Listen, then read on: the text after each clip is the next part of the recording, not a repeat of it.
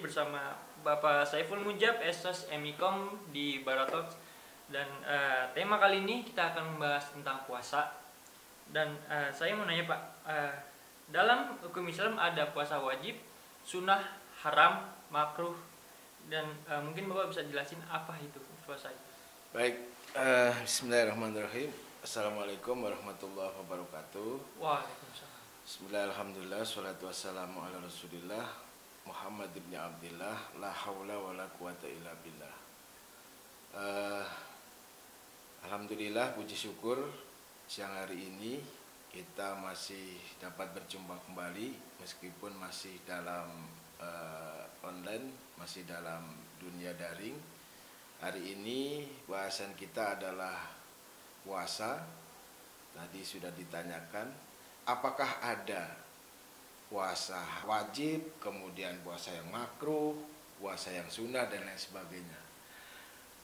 Bismillahirrahmanirrahim. Bapak sampaikan bahwa di surat Al-Baqarah ayat 183 Allah menegaskan, a'udzubillahi minasyaitonirrajim, ya ayyuhalladzina amanu kutiba alaikumussyam kama kutiba alal ladzina min qablikum la'allakum tattaqun. Kemudian di ayat selanjutnya yaitu ayat 184 Allah juga menerangkan, ayyaman ma'dudat faman kana minkum maridun aw ala safarin fa iddatun min ayyamin ukhar wa 'alal ladzina yutiquna fidyatun ta'amu miskin faman tatawwa khairan fa huwa khairul lah wa an tasumu khairul lakum in kuntum ta'lamun. Selanjutnya di hadis Rasulullah Shallallahu Alaihi Wasallam menyampaikan kepada kita bahwa man shoma ramadhana imanan wa ihtisaban ghufira lahu ma taqaddama min dzambi. Dari ayat 183 surat Al-Baqarah, Allah memerintahkan kepada kita bahwa orang-orang yang beriman itu diwajibkan untuk berpuasa. Jadi yang tadi pertanyaannya di sini dijawab bahwa puasa itu adalah wajib. Wajibnya di mana? Apa yang disampaikan? Disampaikan Allah di ayat kedua, ayyaman ma'dudat, beberapa hari atau 1 bulan itu ada di bulan Ramadan, gitu ya. Jadi puasa yang wajib itu ada puasa Ramadan pertama. Apakah hanya itu Pak puasa wajib? Tidak. Puasa nazar itu juga wajib. Misalnya siapa namanya? Fajar. Misalnya Fajar punya nazar. 3,5 tahun saya lulus jadi SIKOM. Setelah wisuda saya akan puasa 1 bulan. Itu wajib harus dilakukan. Karena itu bagian dari nazar, gitu ya. Kemudian puasa wajib atau puasa yang harus dilakukan yang ketiga adalah puasa kafarat. Puasa kafarat itu adalah puasa yang dilakukan untuk membayar dari keteledoran kita. Misal di bulan Ramadan itu di siang hari, kalau di malam hari boleh. Di siang hari, meskipun sudah sah, meskipun sudah punya SIM, ya, meskipun sudah punya surat izin menikah, gitu ya, surat izin itu, tetapi di siang hari menjadi tidak boleh di bulan Ramadan. Ketika dia melakukan itu, maka kafaratnya adalah dia harus melaksanakan puasa 2 bulan berturut-turut, gitu. Itu yang disebut kafarat. Berarti puasa wajib ternyata tidak hanya di bulan Ramadan. Puasa nazar pun wajib, puasa kafarat pun wajib. Itu baru 1 poin di puasa kafarat. Belum lagi ada yang melanggar sumpah, kemudian ada yang tidak melaksanakan ketika dia haji dan lain sebagainya. Bisa dibuka lagi materi Bapak yang Bapak sampaikan terlebih dahulu. Itu bisa terlihat di situ puasa kafarat itu apa saja. Selanjutnya ada puasa yang haram, Puasa Arab. ya kan? Iya. Puasa yang tidak boleh, yaitu puasa yang ada di hari raya, 2 hari raya tidak boleh, ya. Puasa di 2 hari raya itu haram hukumnya, baik hari raya Idul Fitri maupun hari raya Idul Adha. 2 hari raya hukumnya haram, tidak boleh. Jadi nggak usah gaya-gayaan, saya lagi semangat puasa gitu ya. Saya lagi semangat puasa, jadi udah deh, habis takbiran semalam saya mau puasa lagi, saya lagi semangat. Nah, ini tidak boleh, hukumnya haram. Termasuk puasa di hari raya Idul Adha, itu juga tidak boleh. Plus di hari-hari tasyrik, ya.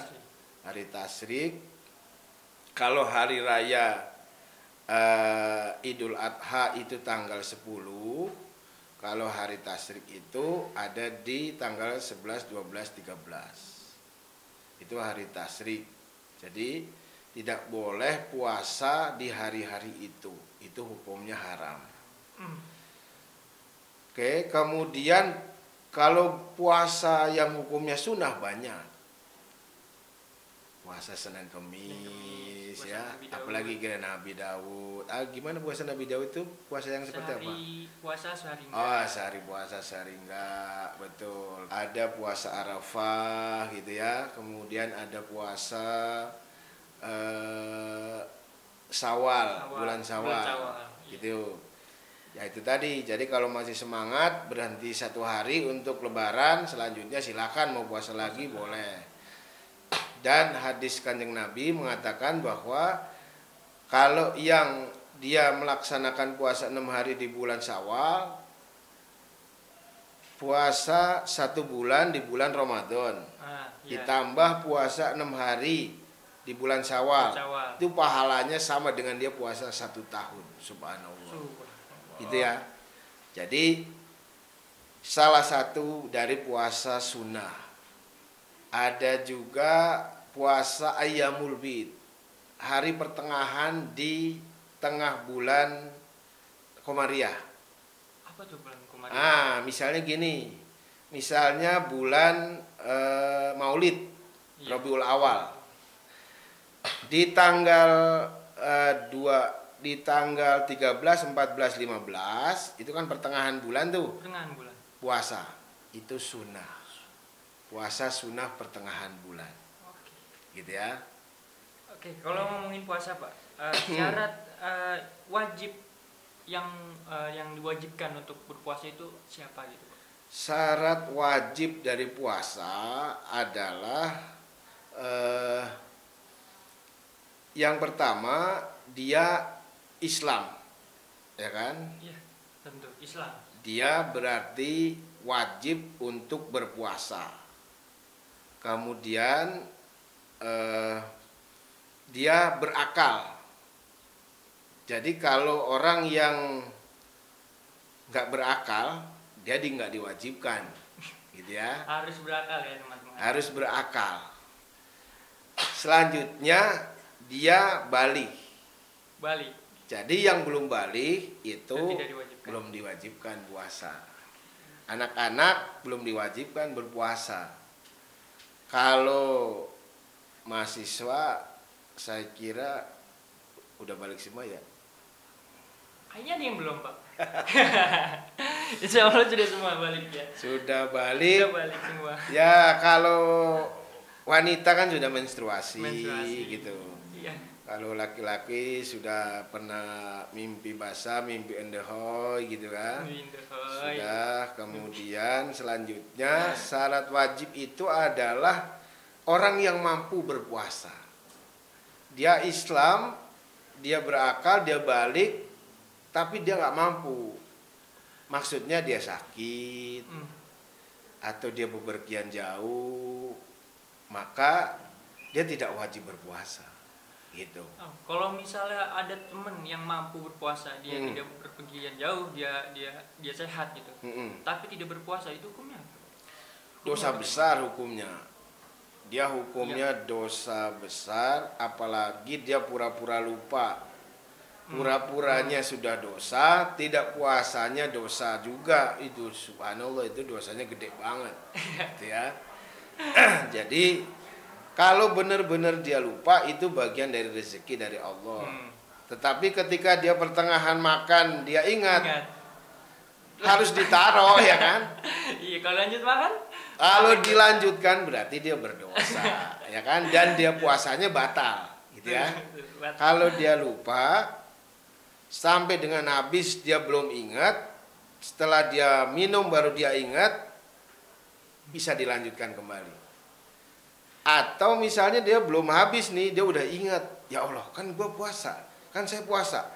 Dia bukan selesaikan makannya ya, singkirkan makanannya, simpan, dia ambil air putih, dia berkumur-kumur, lanjutkan puasanya. Puasanya tetap sah. Tapi catatan, puasanya atau lupanya jangan lupa-lupaan, ya kan? Nah, tapi lupa beneran. Jadi kayaknya nggak mungkin kalau orang puasa ujuk-ujuk ke warteg, ya kan? Dibilangnya lupa.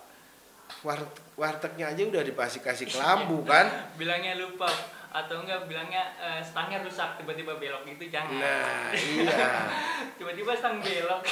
Nggak mungkin lupa karena masuk warteg aja, warteg udah dikasih kelambu ya kan. Harusnya dengan kasih tirai dikasih kelambu, dia harusnya inget, oh iya ditutup, jadi memang ini puasa gitu. Kalau Gimana? misalnya masalah suami istri nih Pak, ketika dia berhubungan kan tadi Bapak sudah jelaskan kafarohnya adalah 2 bulan berturut-turut. Ya. Atau mungkin ada yang lain gitu Pak selain itu. Saya pernah dengar gitu ya, kalau misal kafarohnya itu memberi makan orang. Oh iya. Itu apa benar Pak? Itu gimana? Betul, kalau tidak mampu. Judulnya kan kalau tidak mampu. Tidak mampunya seperti apa?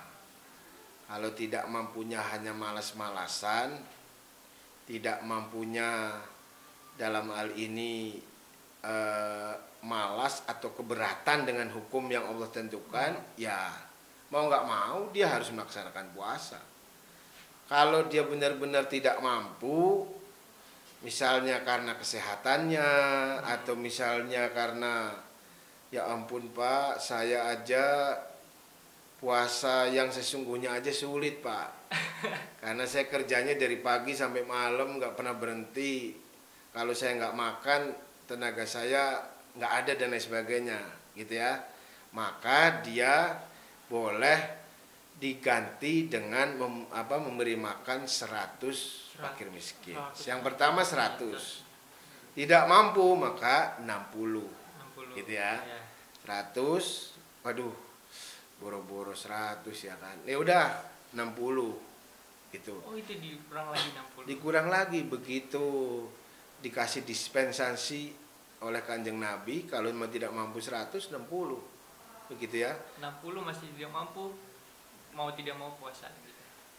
60 tidak mampu, malah Kanjeng Nabi menyedekahkan sesuatu ke orang tersebut.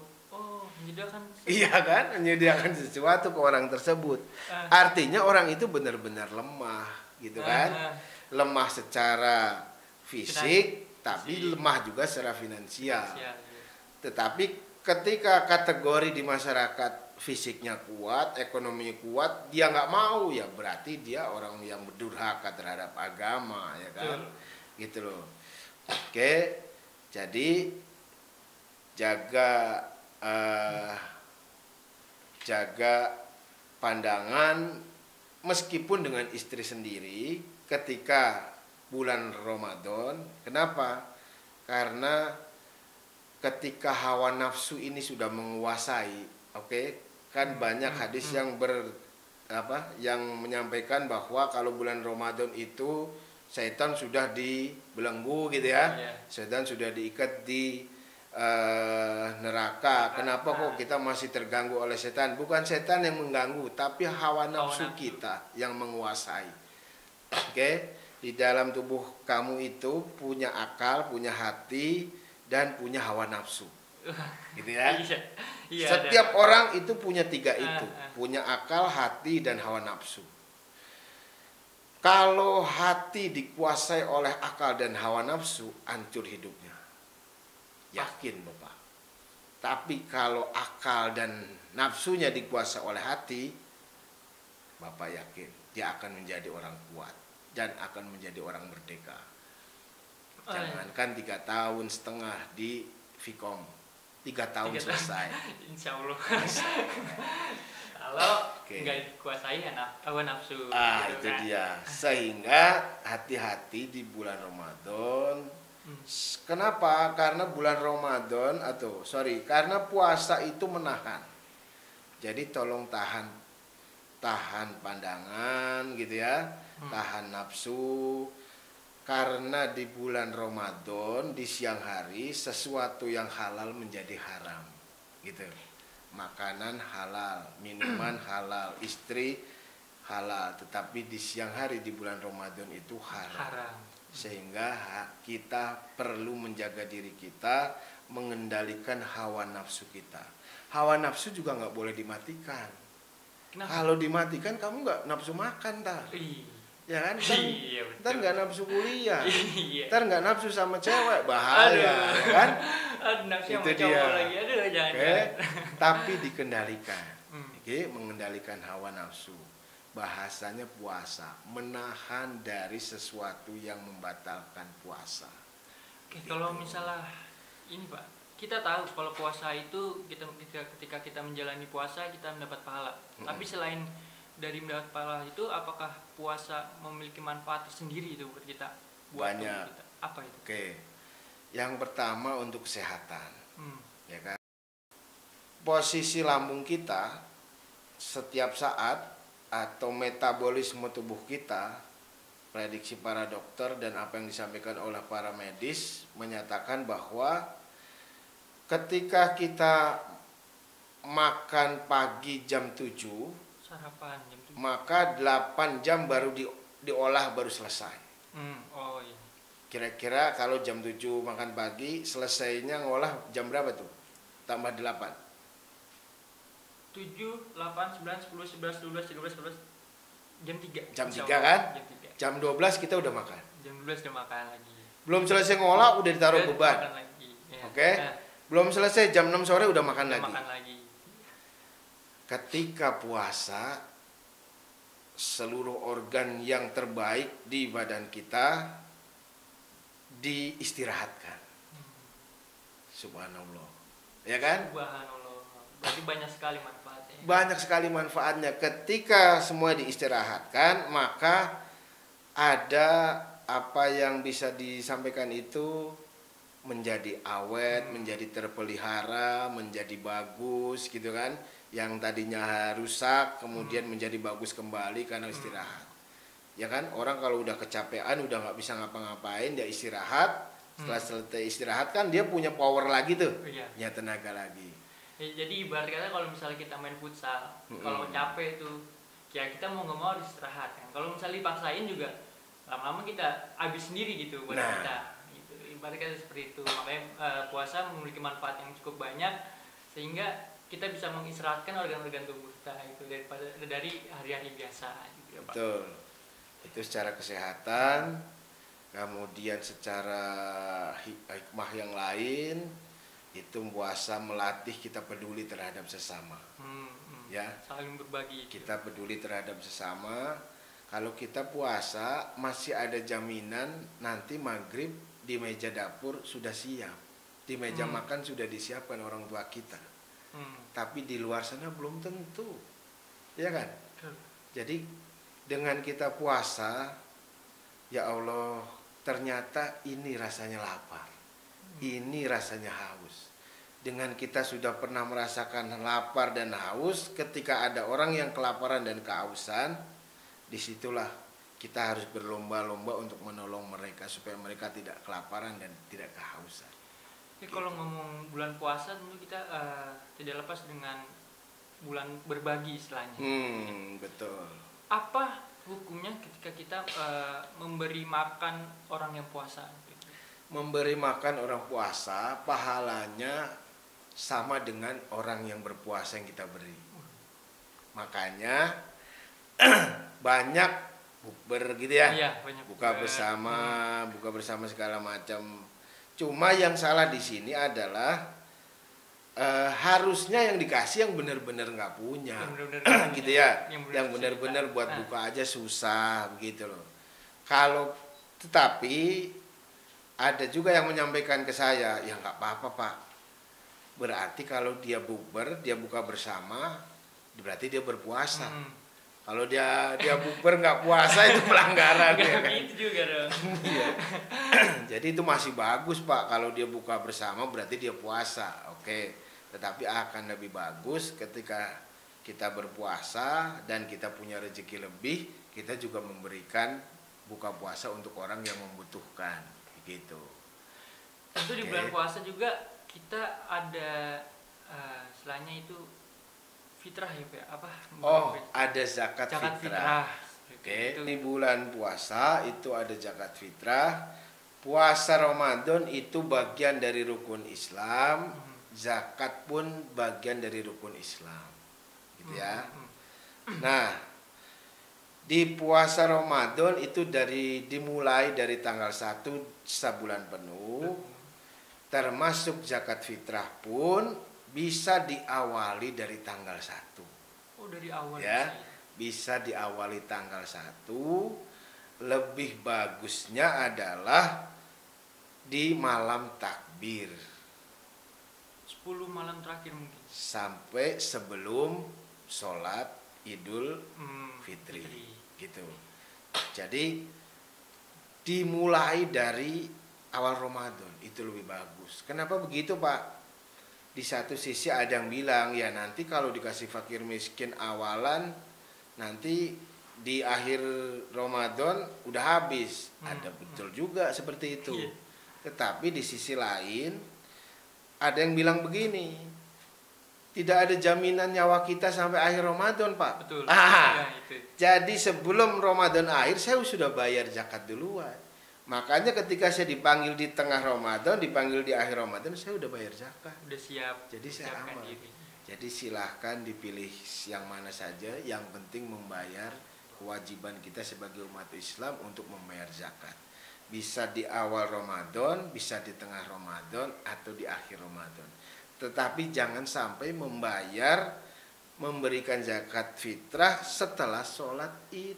Itu jatuhnya sudah bukan zakat fitrah lagi, jatuhnya sodako. Begitu. Ya. Selain zakat fitrah di bulan Ramadan ya Pak, tentunya kaum muslim menunggu itu 10 malam terakhir itu atau malam Lailatul Qadar. Ya. Mungkin Bapak bisa menjelaskan tentang malam Lailatul Qadar itu. Betul. Jadi malam Lailatul Qadar itu biasanya di 10 hari terakhir jamaah atau kaum muslimin di seluruh dunia itu menanti-nanti apa yang disebut dengan malam Lailatul Qadar.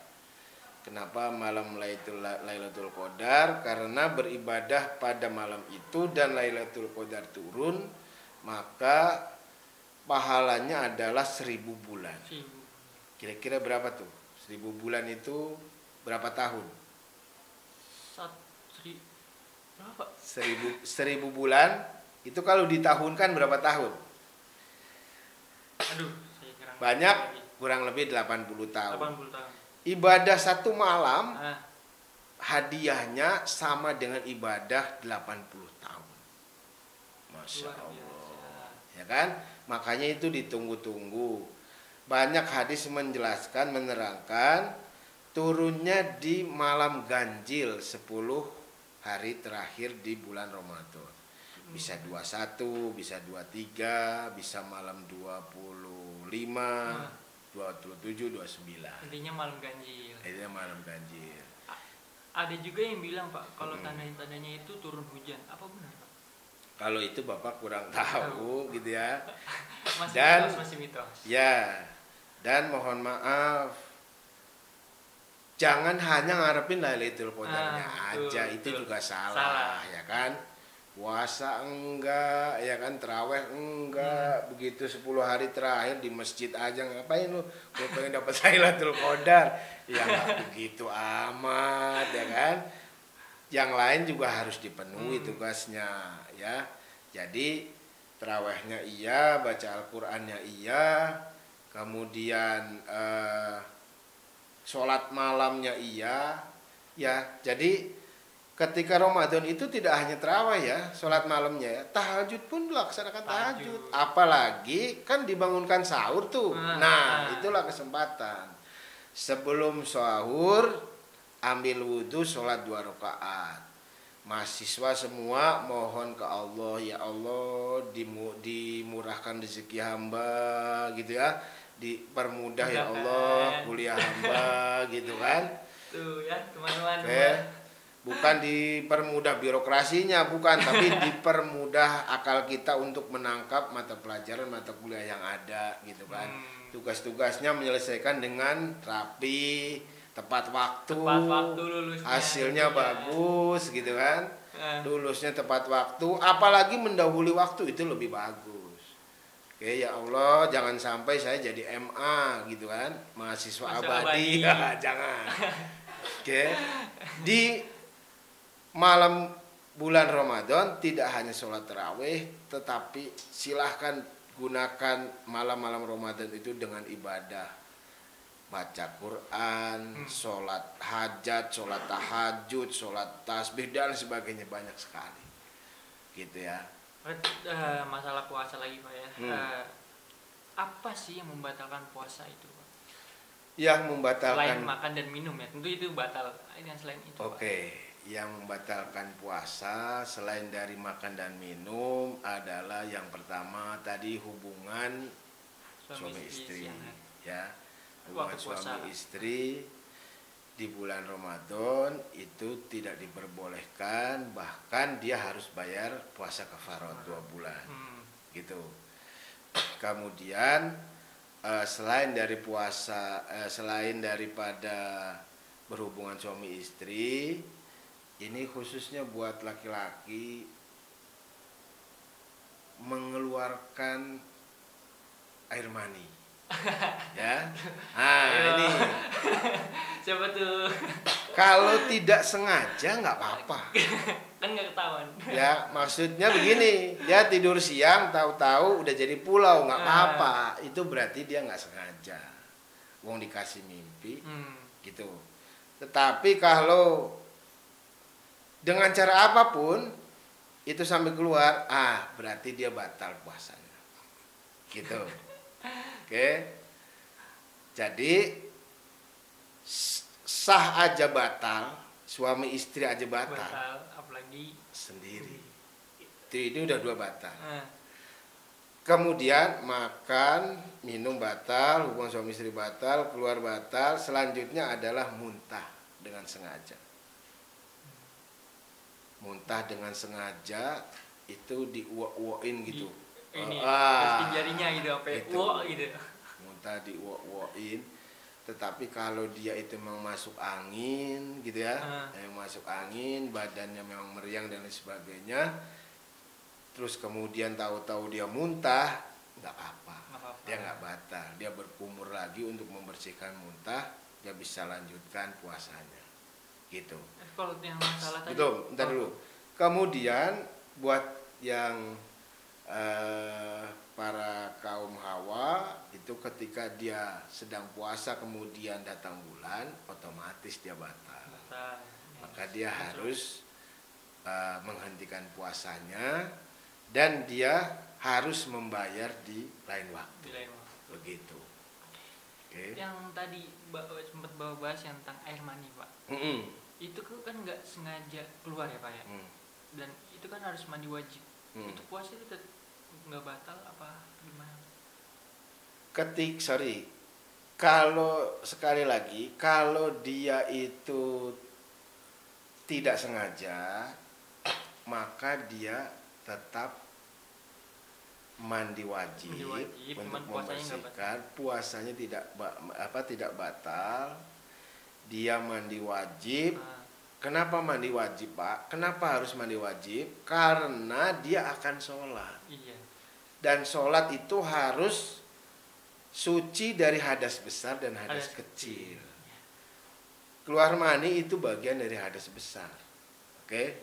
Jadi kalau ada teman yang Pak, teman saya sholat tapi lupa mandi besar, ya itu kan berarti sholatnya batal, harus berhenti sholatnya, mandi dulu baru dia sholat. Karena sholat salah satu syarat wajibnya adalah dia suci, suci hadas kecil maupun hadas besar, gitu. Terakhir Pak, Ya, nasihat buat anak-anak muda nih yang bisa dibilang susah lah buat puasa gitu Pak. Mungkin Bapak ada nasihat sedikit gitu buat buat penutupan sekalian. Baik. Jadi sebagai hamba Allah, sebagai makhluk Allah, salah satu rasa syukur atau salah satu perbuatan syukur kita kepada Allah adalah dengan menjalankan segala yang Allah perintahkan kepada kita. Salah satunya adalah puasa. Apalagi sebenarnya di dalam puasa banyak hikmah yang terkandung di situ. Salah satunya adalah kesehatan, termasuk juga kepedulian sosial, termasuk juga di situ ada sebuah pelajaran berharga di mana manusia harus bersabar, di mana semuanya perlu proses dan di mana semuanya harus dengan waktu. Mahasiswa yang sedang kuliah, dia tidak boleh terburu-buru karena semuanya ada proses waktu yang berjalan. Oke. Ada satu hal yang tidak boleh terlewat. Nah, di situ mahasiswa diperlukan sebuah kesabaran dan keuletan. Ketika puasa ini dijalankan dengan baik, maka di situ akan muncul sebuah pelajaran kesabaran, sebuah pelajaran keuletan di situ. Mahasiswa yang sabar, mahasiswa yang ulet, insya Allah akan menjadi mahasiswa yang berhasil. Gitu ya. Di samping itu, ketika kita mempunyai kepedulian terhadap sesama, kita bisa memberikan sedekah kepada saudara-saudara kita yang lemah, saudara-saudara kita yang tidak mampu, insya Allah kita juga akan dibantu. Ketika kita membantu saudara kita, maka Allah akan membantu kita, gitu ya. Nah, sebagaimana ayat yang tadi Bapak sampaikan, ya ayyuhalladzina amanu kutiba alaikumusiyam kama kutiba alal ladzina min qablikum la'allakum tattaqun. Kalau fikom ini kan nanti gelarnya esikom. Ketika orang puasa maka nanti dia akan mendapat gelar muttaqin, gitu ya. Dia akan mendapat gelar orang-orang yang bertakwa. Nah, di orang yang bertakwa itu dijelaskan pada Quran surat Al-Imran menyatakan bahwa alladzina yunfikuna fis-sarra'i wad-dharra wal kadhiminal ghaidha wal 'afina 'anil nas wallahu yuhibbul muhsinin. Orang yang berpuasa yang menjadi muttaqin itu nanti dia akan menjadi orang yang pemaaf, dia akan berbuat baik terhadap orang lain, dia akan bersedekah dalam keadaan susah maupun dalam keadaan senang. Dengan demikian, rugi kalau kalian kaula muda tidak berpuasa. Sangat rugi Anda tidak berpuasa, karena sebenarnya di dalam puasa banyak hikmah yang terkandung di situ. Kesehatan, kepedulian sosial, kesabaran dan lain sebagainya. Oke, jadi sangat rugi Anda tidak berpuasa. Jadi mulai bulan Ramadan selanjutnya kita semuanya harus puasa dan harus melaksanakan sunnah-sunnah yang ada di bulan Ramadan tersebut, gitu ya.